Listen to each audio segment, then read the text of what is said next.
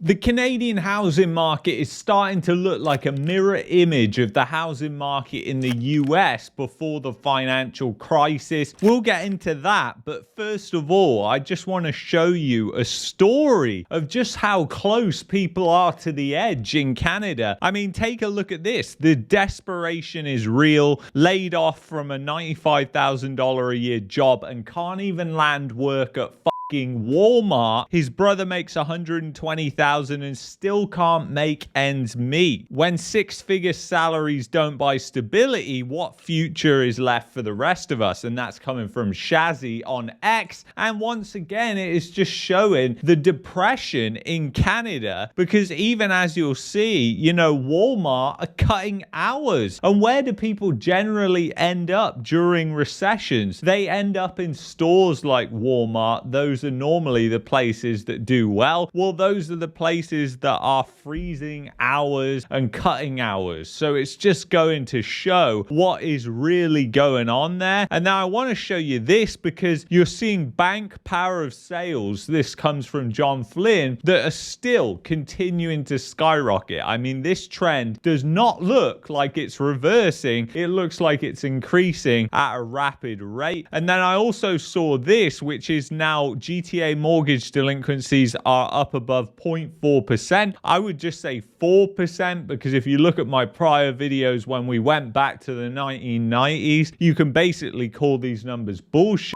or just move over the decimal point and basically just look at this trend here, just shooting up here. So this is looking like it's going to continue as well. And this does not look good when you look at this, which comes from the CMHC. You are seeing Toronto has a record high number of months supply for pre-construction condominium apartments. Now, if you don't understand, when you have a massive amount of supply like this, guess what is going to happen to prices if you haven't got skyrocketing demand? And in fact, we know that demand is at a massive low here, and also you're having people cancel listings because of that, because there is no demand. But I want to show you this because this chart is just insane and looks exactly like the financial crisis in the US before 2008. Because if you look at the housing bubble in the US before 2008, I want to show you this because the Arizona Real Estate Notebook has some real good historic stats on this, and we've actually used this website years ago on this channel. Fantastic website. It will be linked below as always. And you can see that during 2006, 2007, you had the months of supply, this orange line here, that absolutely skyrocketed. And you can see what happened with prices. They kind of paused and didn't really do a lot. They went down, but they didn't like crash downwards. But then a couple of years later, they absolutely plummeted. And then they did nothing for the best part of 2 to 3 years there, where they were just scraping along the bottom. And bear in mind, they were crashing as months of supply was actually coming down. So first of all, you had it skyrocket, but months of supply was actually coming down. So think about that, because if there's ever going to be a narrative, oh my God, months of supply is coming down, that must mean prices are going to go up. There's always some sort of narrative of why prices are going to go up, because there's a massive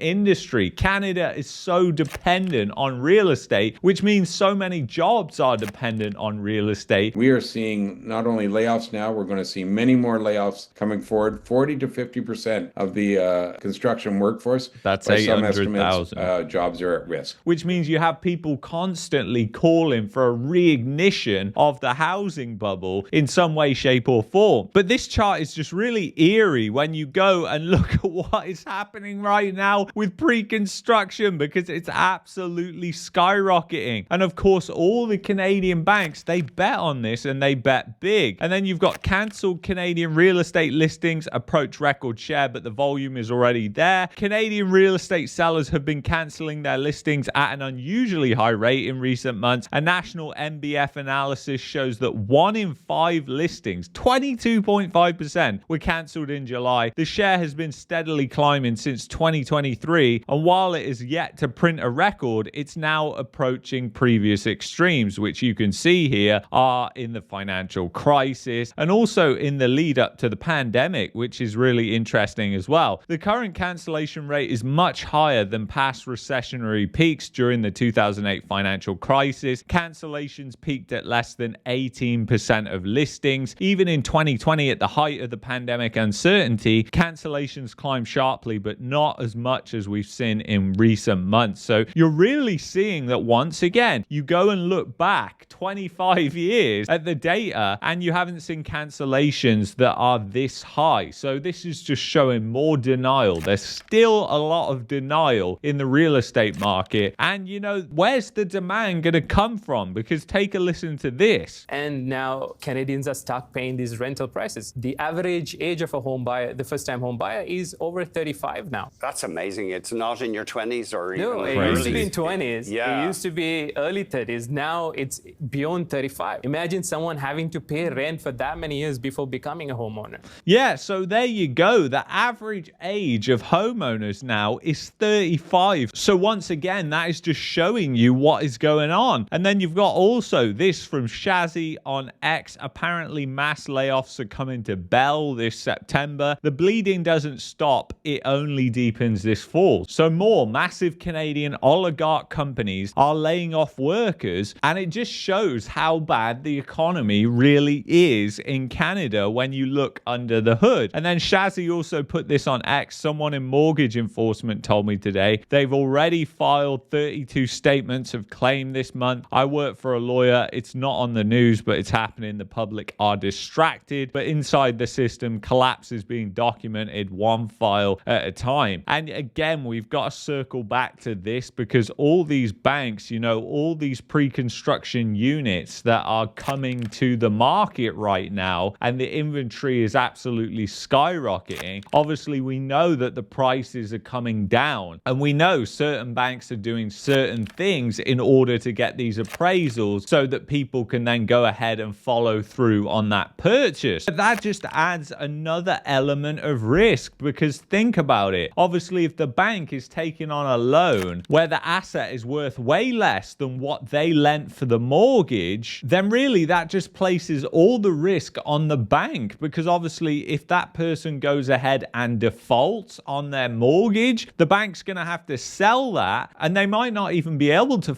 sell it. But even if they are able to sell it, what kind of market are they selling that into? A declining one. And when they lent more money than the property is actually worth, what is going to happen? They're going to be taking on a loss. So anybody can see this coming who is thinking critically about the situation going on right now. And yes, if you look back to 2008, it's almost a mirror image. Obviously, this is single family homes. We're talking about condos. But look at this skyrocketing. It looks exactly the same as when you go back and look at this condo apartments here. It's absolutely crazy. And you've already got losses that are stacking up. People are taking losses everywhere. Ontario vacation properties are getting obliterated. Obviously, these were hotter than the sun at one point, and now they are being sold for massive losses. So this has been sold for a 40% loss. It's a 2-bedroom vacation rental and another power of sale. So again, the bank is taking ownership of this. So it just sold for $300,000 and it was bought in 2021 for $501,000. So again, more and more people are taking losses in this housing market. So what is that going to mean for the future? It's going to mean more and more power of sales as we're already seeing. Just expect this trend to continue onwards here. And the delinquency rate, that is likely to continue upwards as well. So we're not seeing any deceleration of these trends. It's only continuing to get worse in the housing market. And there's no light at the end of the tunnel when you look into the economy because it is a train wreck and a disaster. So we'll have to continue to monitor what happens here, but obviously the condo market, huge risk to the banking system right now. But anyway, guys, I want to thank you so much for watching this video. If you've enjoyed this video, I would highly recommend you check out this video here. And if you're looking for a VPN and also want to protect your privacy, then go to expressvpn.com/marketmania. That's an affiliate link. It helps support the channel. There's a link in the description below. And I will see you in the next one. Take care. Bye-bye.